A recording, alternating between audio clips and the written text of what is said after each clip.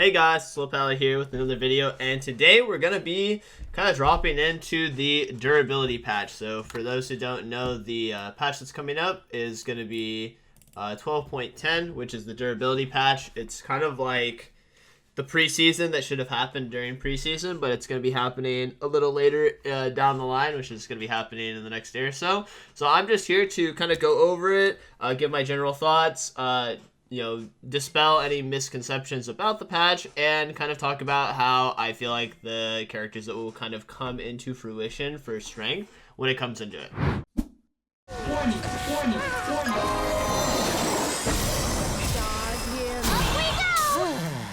So for those who don't know, actually, the durability patch will be basically making every character stronger, tankier, is mum's the word. We want to make sure that all the characters are a lot more durable and just way harder to kill. So as you can see right here, all characters are going to be receiving base health, health growth per level, more armor per level, and more magic resist per level. Besides Thresh, who gets stat packages in his passive or something like that.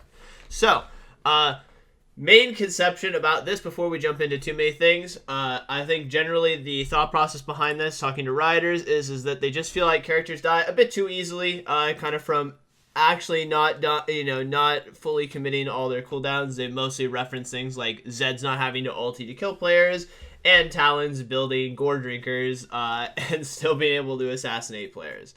Overall, I think this is not a bad change. Main things to look out for, though, is I'm not sure how it affects like all of the characters, since some characters get a lot more value out of the 70 health than others. And I think the general consensus is that assassins will be a bit weaker, which I think is fine, because I think assassins have been a bit overtuned for a long period of time, and I actually don't think if you play characters like Zed, Talon, etc., if you're actually building assassination items like Eclipse, etc., and you are getting kills in the early stages, moving around the map, etc., or poking someone down before you all in, this patch won't feel that different. But I think everyone will at least notice a little bit of a difference, especially at your level 1, especially if you have like all-ins happening, because that's where the majority of health growth happens. Also, talking to riders, they said that if they didn't tell lower elo players, so like platinum, gold, silver, etc., the players tended to not even notice this patch. So that is something to note, that your whole world isn't going to come crumbling down. I think most people who don't play really heavy limits on their characters will even realize that this is a thing, at least at the start. So, first misconception that I want to tackle real quickly, which is heal, shield, sustain, and grievous wounds all getting nerfs, but they're not actually. So all of healing, shielding, etc. is just taking about a 10 to 28% hit, varies on the champions, as it says right here, nerf.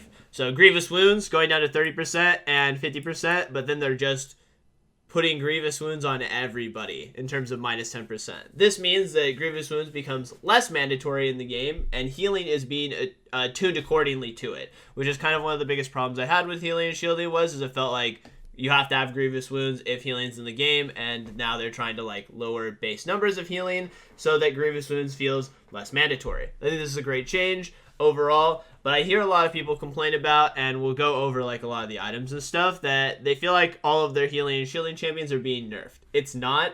These are realignments. And what I mean by that is that they're just realigning the actual effective HP that your characters have, because the people that you're healing and shielding are now a lot tankier, right? They're 10 to 20 to maybe even 30% tankier depending on the stats that they have. And so because of that, they need to heal the healing, nerf healing and shielding. Otherwise, we're just going to have an Aatrox with one item sitting in the middle of 5 players, never dying, right?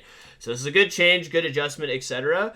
Also, another important thing to note is things like base health and armor and health growth and stuff. These will impact squishy characters the most, and it will impact tanky characters the least. That means that if your character is already pretty significantly tanky, you play Ornn, for example, or Malphite or something, you're not going to really notice the durability changes, because your character is probably already incredibly hard to kill, and you're building armor and MR anyway. So you might be marginally tankier, but it's not going to be as big of a deal as someone like, okay, I'm playing Vayne, I'm level 11 with like, 1500 health, and now all of a sudden you have 150 or 200 more health because of these changes with the effective armor and HP, etc. then that is the character that's going to feel it the most. So that is a really important thing to note. These changes don't really affect characters that are already tanky or build relatively tanky. So even bruisers, like bruisers that are going Gore Drinker and Death Stance, for the most part, like you'll notice it in laning phase a little bit, but I don't think you'll notice that much of a difference moving forward. Yeah, so basically the goal is to just make extended combat. I think these changes are actually really good, by the way. I've talked to rioters about these changes, and I'm relatively happy about it. So, kind of getting into it real quick is just, they are basically just, your character has a shield or a heal, it's getting nerfed. But like I said before, you don't need to worry about that because it's really mostly a realigning of power. That way, your character is already tanky enough, so you don't need the healing as much. I actually think, in general, this patch favors characters that heal, even though you're getting nerfed. And the reason for that is that most characters that heal, their main problem is being one-shot, being blown up instantly before you can really leverage that, that healing, that shielding, like those, constant cycles. So like Aatrox is a great example of, if he doesn't get blown up, then he Gore Drinkers, he hits a couple people, gets back to 60 or 70% health. He's a bit tankier now, so it's harder to push him down to 0, and then he does another healing rotation. Another example of this is like champions like Soraka. The biggest concern that Soraka has isn't her healing numbers, it's that she needs to keep you alive at the start of a fight. And so now if people are a lot tankier, then each of your heals becomes that more effectively powerful, even if maybe your number is kind of lower. So yeah, you can kind of see just slowly glancing over it, like, okay, adaptive shield's being nerfed, any poison target healing is being nerfed, passive healing on Cho'Gath. So you're just going to basically, if you read through this, you're going to see, okay, pretty much everyone got at least a little bit of a cut. Main thing to note too is most characters that received shielding nerfs or healing nerfs, especially support characters, did not, or they got nerfed in AP sectors, but all of your items for the most part, besides Moonstone, are still going to have like good, healing, bonus healing. So it's not even going to be that big of a deal. I don't think you'll even notice the changes of numbers. This is more of just a realignment power. So you can kind of see, huge list, lots of characters, getting healing reduced. I think that this is actually going to be one of the most fun patches. And then you kind of see the updates like, okay, Grievous Wounds on all the items that have Grievous Wounds are being heavily reduced, which is good. I think this just means that you'll feel less obligated to go healing reduction. I always felt like healing reduction was a really overblown thing anyway too. I feel like if you were playing against a character that had a lot of healing, if you just use your ignite on them, it was most of the time pretty sufficient on healing reduction unless their whole team has tons of healing. So it is good in that sense.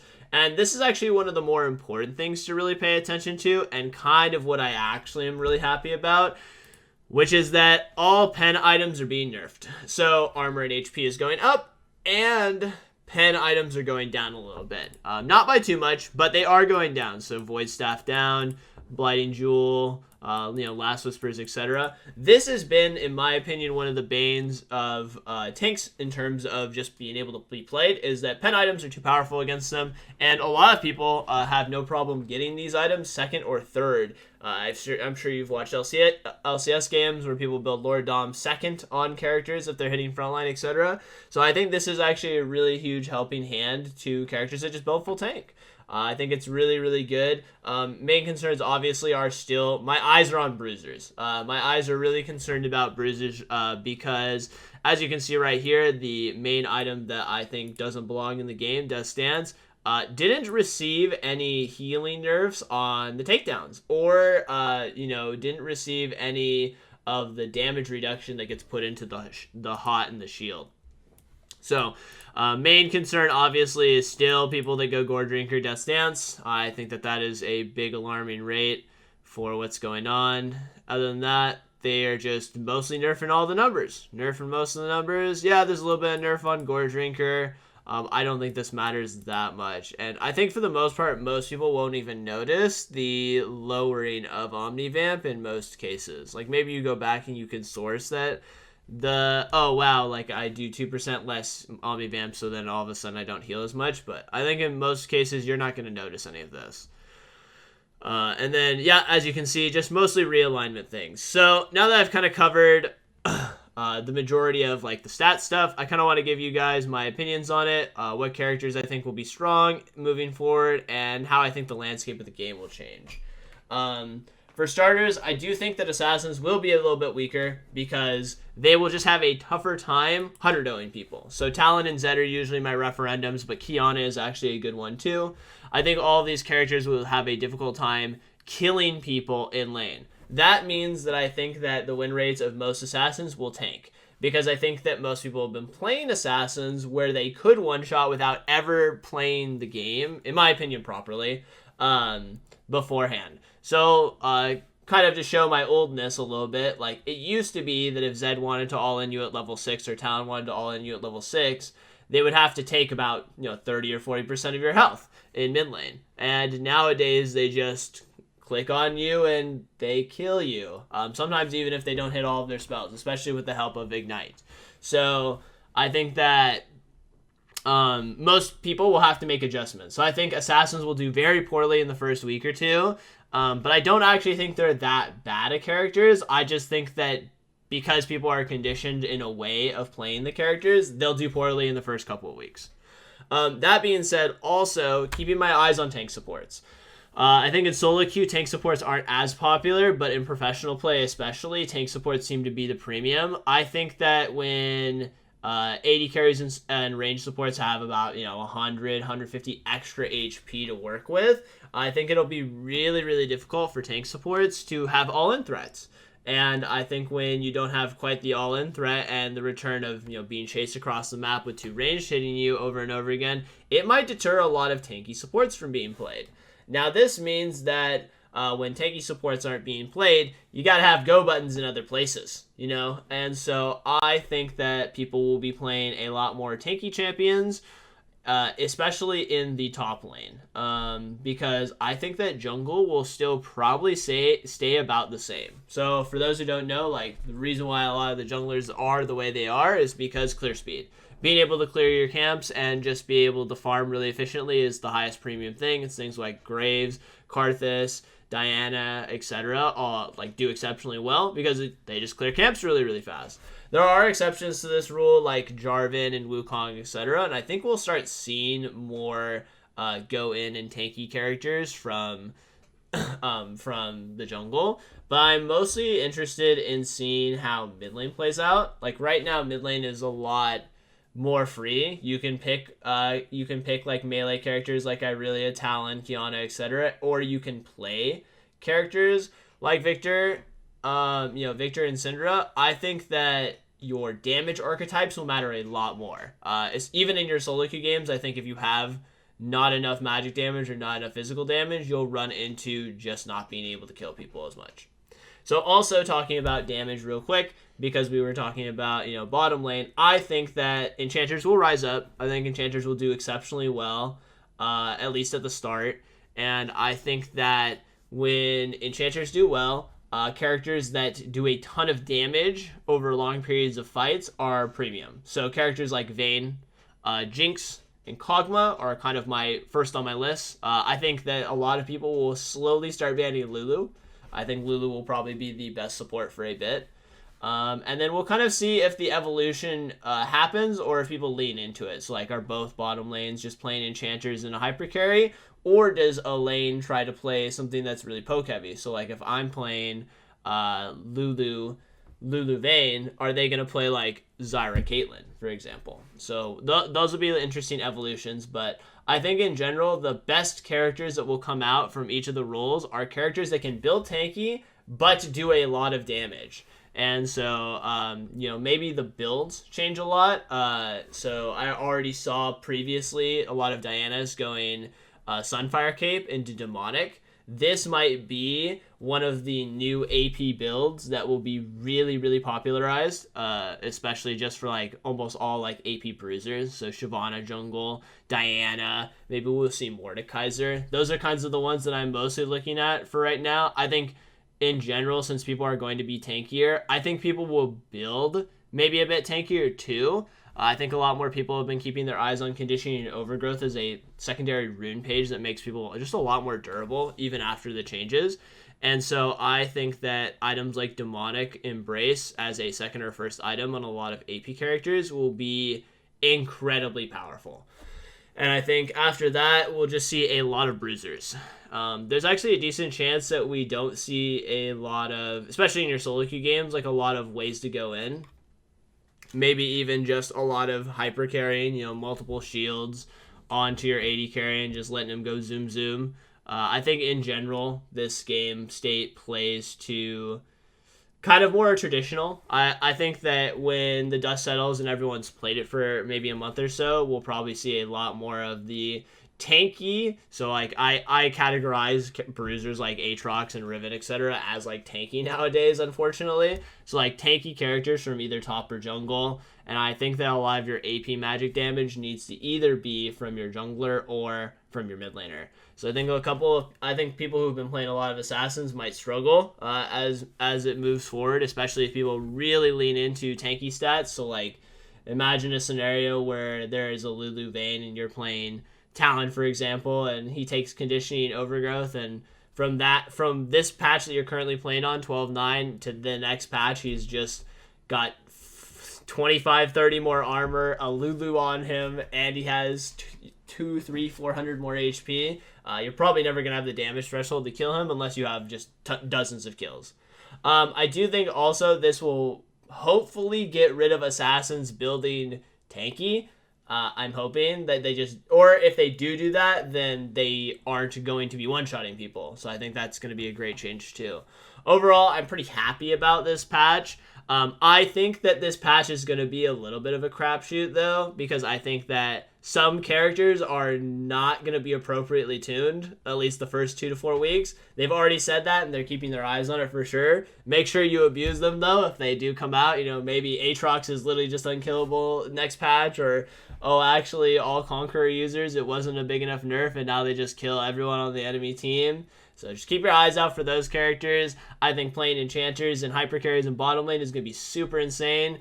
I also think that playing AP Bruisers, I definitely have my eyes out on that for the Sunfire Demonic Embrace combo. I think that will be an insanely potent and powerful way to just amplify your stuff, because Demonic Embrace giving you bonus AP based on HP when you're already building like pretty tanky is going to give you a lot of damage. And I don't think that the burn nerfs was enough.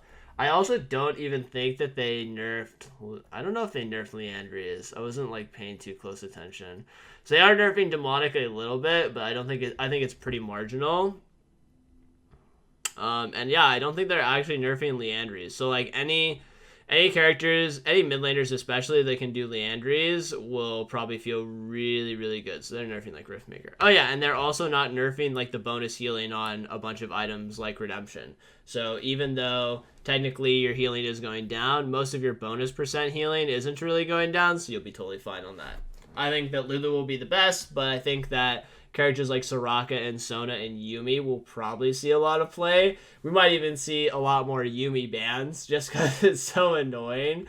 Hecarim's probably something that I'm keeping my eyes out for. And you can kind of see thematically what I'm thinking, right? Which is that characters that are naturally tanky or can build like pretty... I call it pseudo tanky. They build like half tank, they build half damage, and they just do a lot of damage, but also can drain tank. Those kinds of characters will be exceptionally powerful. I'm not sure how I feel about reset champions. I've been told that it's going to be a lot harder to get resets, but I almost think characters like Viego will still thrive in this just because they're a lot harder to kill too, and then once they get resets, they're going to be even harder to kill. So keep your eyes out for all of those. I think it will be a great patch. It's not nearly as complicated as people make it out to be. Most of your characters aren't actually getting nerfed. In fact, basically, if you don't play an assassin or a one-shot character, you're probably getting buffed in some way, shape, or form, even though the numbers don't feel like it. I think you'll like it. Most inexperienced players won't notice as much of a difference on the patch just because of the fact that if you're not playing the lines and limits of your character, it's not going to be a big deal.